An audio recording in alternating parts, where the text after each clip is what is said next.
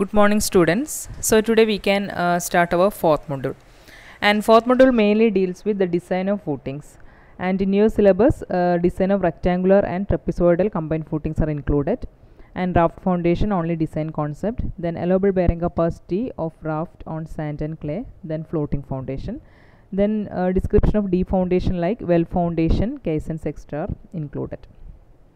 So we can start with the introduction part, that is the classification of foundation. So based on the ratio of depth and width, that is df by b. Df means depth of footing, b is the width. So based on df by b, the foundation is mainly classified into three types: shallow foundation, moderately deep foundation, and deep foundation. And in the shallow foundation, the df by b is less than or equal to 1. Okay, and the examples of shallow foundations are strip foundation or strip footing, combined footing, isolated footing, then mat foundation, etc. And moderately deep foundation means this df by b is in between 1 and 15, and the examples are well foundations, caissons, etc. And deep foundation means df by b is greater than 15, and the examples pile foundation. So now we can discuss different types of shallow foundation. So in this figure, various types of shallow foundations are described.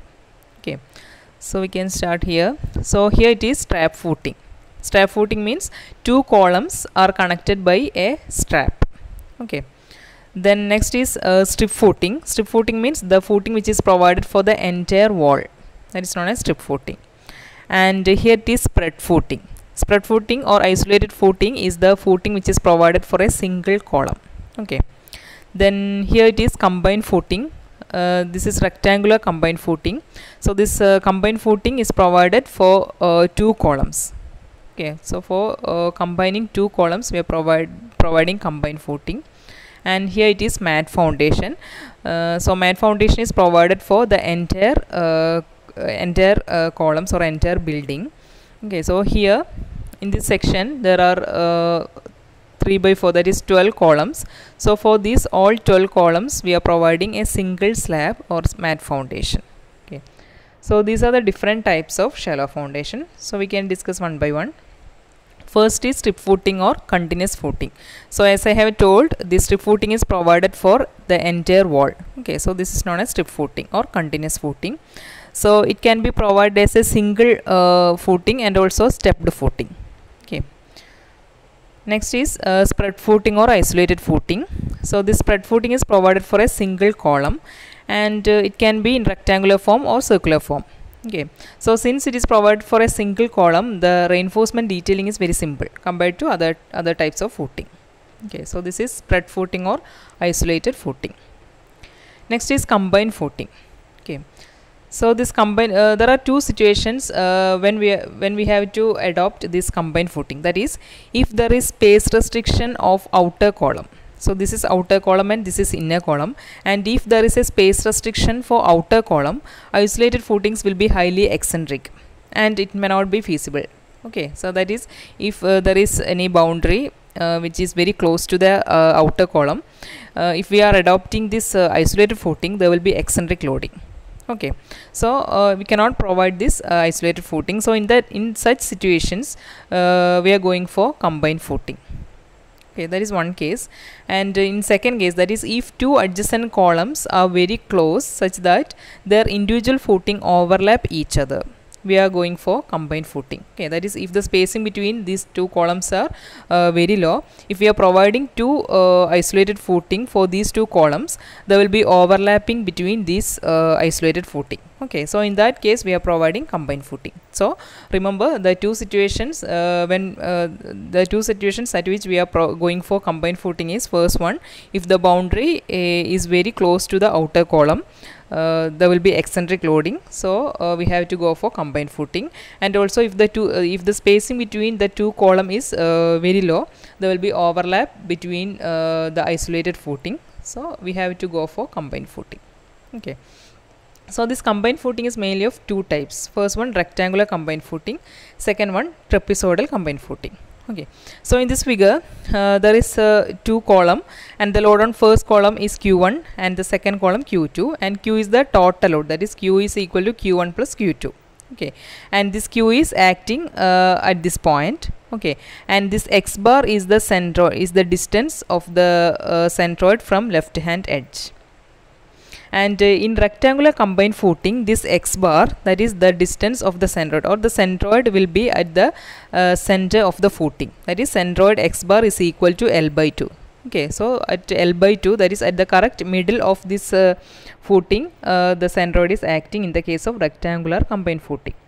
But in the case of trapezoidal combined footing, this X bar is less than L by 2, that is X bar will be at this point or this point, which is less than this L by 2.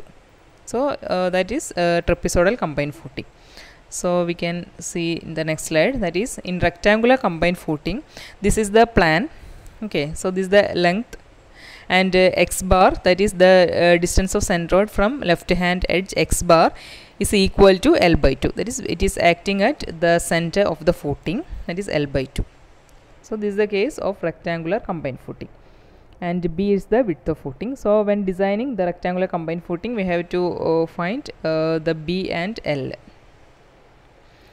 Next is trapezoidal combined footing. So in the trapezoidal combined footing, this X bar is not equal to L by 2, and this X bar is less than L by 2.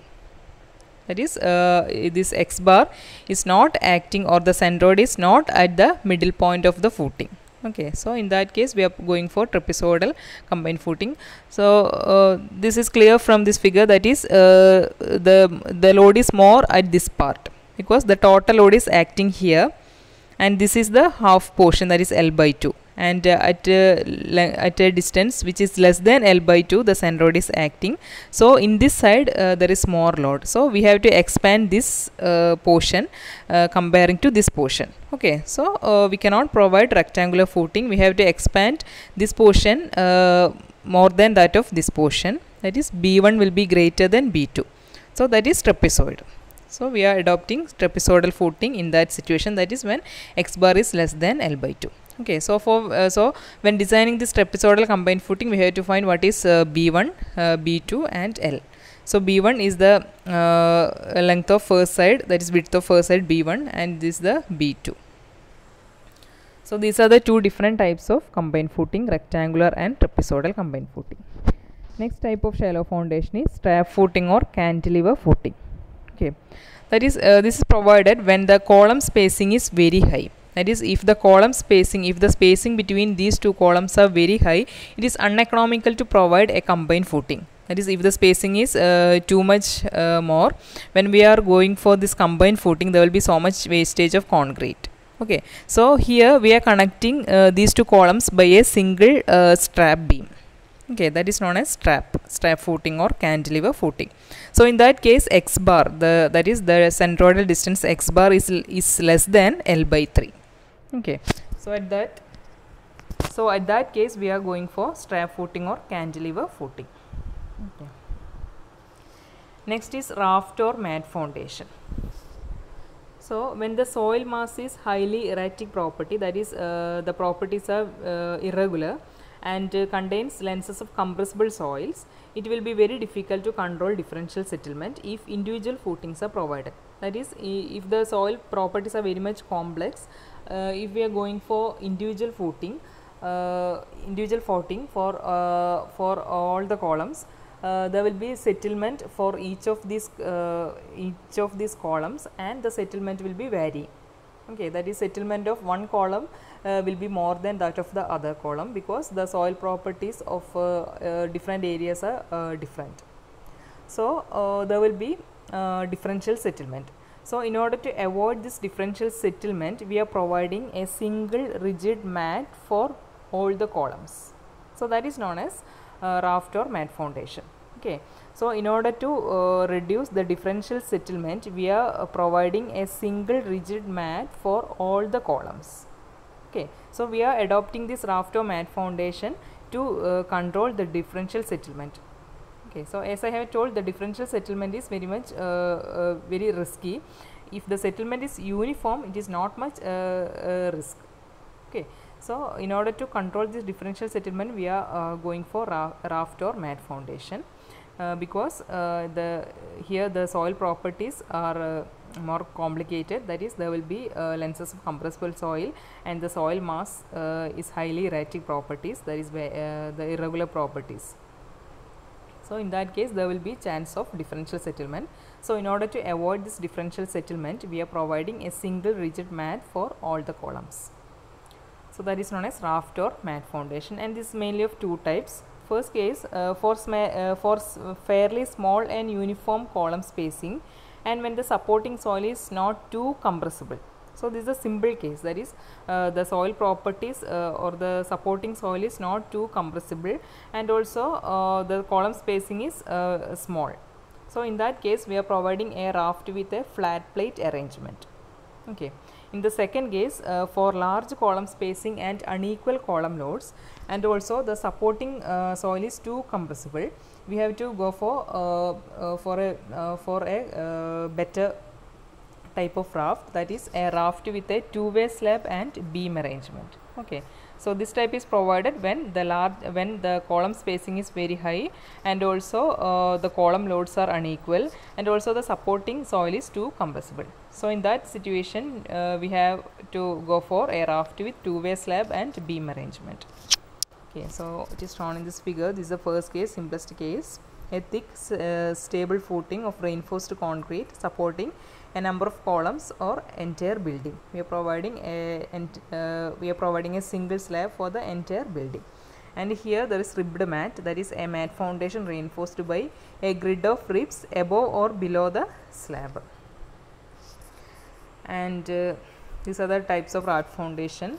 So this is a practical case, that is raft with flat plate arrangement. So it is provided when the column spacing is very low, and also the loads on two columns are not very high, and also the soil properties are not much complicated. So it is the simplest case of raft, that is raft with flat plate arrangement. Next is raft with two-way slab and beam arrangement. So in that case the column load is very high and the spacing is also very high, and the soil properties are too complicated, or the soil is more compressible. Okay, so in that case we are adopting raft with two-way slab and beam arrangement. Okay, so this is the different types of mat foundation or raft foundation. So these are the different types of shallow foundation. So this is the introduction part of this fourth module, that is classification of foundation, classification of shallow foundation.